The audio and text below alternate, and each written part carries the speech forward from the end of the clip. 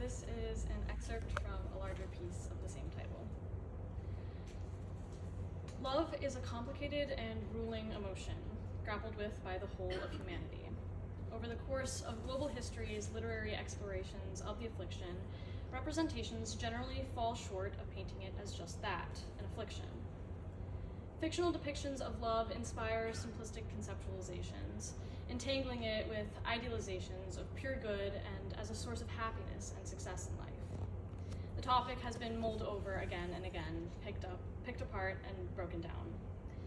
The common finding in representations of love in literature is an innate connection to intensely positive feelings that then lend, however, to the reversal of those experiences.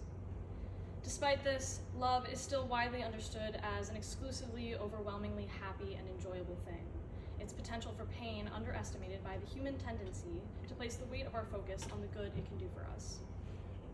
From the beginnings of society and of literature, examinations of love have served to emphasize the multi-layered nature of the emotion. Virgil included this theme in his Aeneid as depicted through Aeneas and Dido's affair. When dealing with the torrid relationship between Dido and Aeneas, one of the many questions that arise for the characters is about how each regards the measure of authenticity in the connection between the two. Dido's love for Aeneas is often referred to as painful, which doesn't match the idealized version of love that persists in the minds of most readers. If considering human emotion as an axis on which the opposing ends mark the most mundane versus the most intense of feelings, love and hate can be plotted to neighbor each other. This proximity between such rival emotions creates a confusing paradox, which is only further complicated by the vague lines that create the border between them. Furthermore, Virgil's metaphorical delineation of love, particularly as intertwined with death in the case of Dido, complicates the paradox all the more. Through an interrogation of various passages from the text and critical examinations by academics, it becomes clear that the very real representation of the paradoxical nature of love is what can be drawn out to prove the validity of the love that the two feel for each other. In the first line of the passage from Book 6, in which Dido and Aeneas reunite in the underworld, Virgil reintroduces Dido first by the effect of Aeneas on her and then by her name. He says, "Among them, with her fatal wound fresh, Phoenician Dido wandered the deep wood." By introducing her affliction first, the reader is shown the importance of the fact that she has endured pain to a tragic end. A surface-level reading of Virgil's use of the wound in those lines connects back to only the literal injury Dido inflicted upon herself. However, this is only half the case. What Virgil is referencing when he refers to the word wound, beyond just the actual lesion, is the pain that Aeneas has caused her by leaving. The wound is far from only physical. Virgil's multi-layered meaning is revealed by the fact that this is not the only instance in which Dido's love for Aeneas is described as a wound. Directly after Aeneas' departure from Carthage earlier in the story, Dido's love for him is described as a wound or inward fire eating her away. That point in the story prefaces Dido's suicide, meaning no physical wound of hers has yet been suffered, and the metaphorical usage of the word wound is the only explanation behind it. Using it again, after Dido actually is wounded, creates a double entendre that carries the implication of love and pain being inextricably tied to one another for Dido.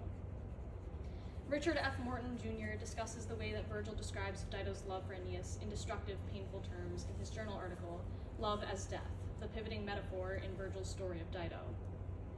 He coins his own phrase, the pivoting metaphor, describing it as the evolution of a singular metaphor through the reversal of its components, e.g. the expressed wound, or metaphorical death, of Dido's as predicating her feelings for love, and the inverse of her love predicating her actual physical death.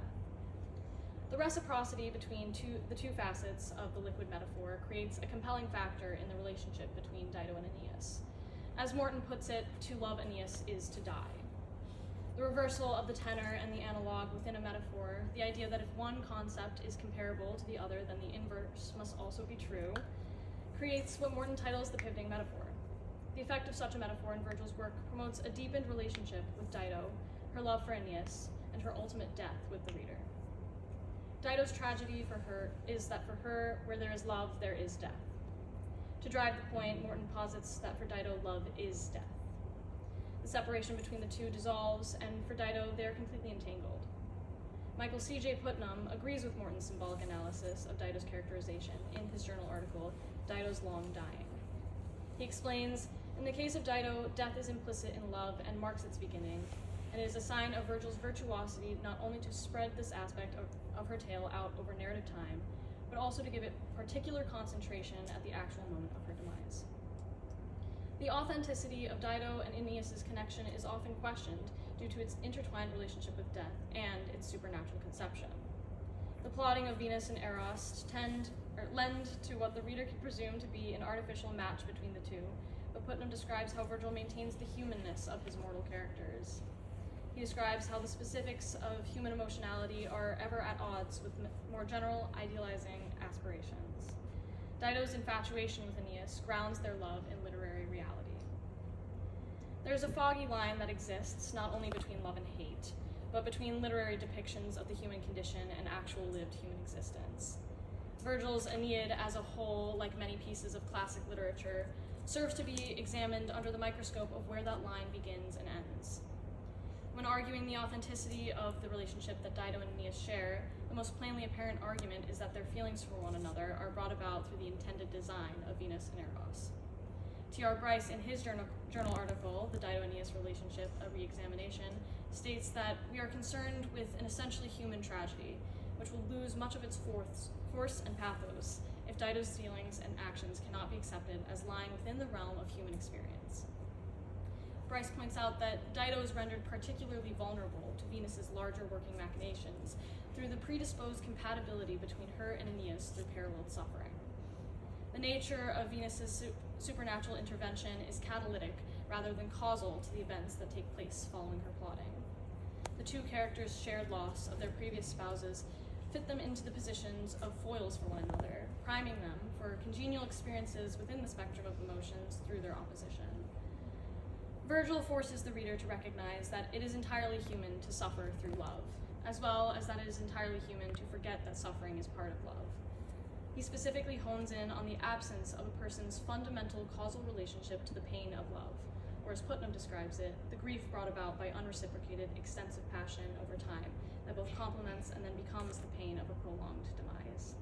Moreover, Virgil fits Dido into the shape of death to successfully epitomize the most unreciprocated love of all, that of one who is no longer living. Dido takes her life so as to end all feeling, making it impossible for her to return the affection of her surviving love. Virgil's examination of humanity through the characterization and symbolic framing of his figures succeeds masterfully, landing on loss as the true antithesis of love. Dido and Aeneas' relationship was doomed from the start, as their very connection was based in the shared trauma of suffering the loss of their previous partners. By crafting a legend that presents love as an unbreakable bond afflicted upon Dido and Aeneas by the gods, Virgil disrupts society's idealized focus and worship of love as so deeply derived from the positive feelings that love produces. The depiction leaves it less facile to submit to the ignorance of the pain it can cause. What Virgil stands to prove through this passage is that there is no literary love without pain, hatred, rage, brutality, and death.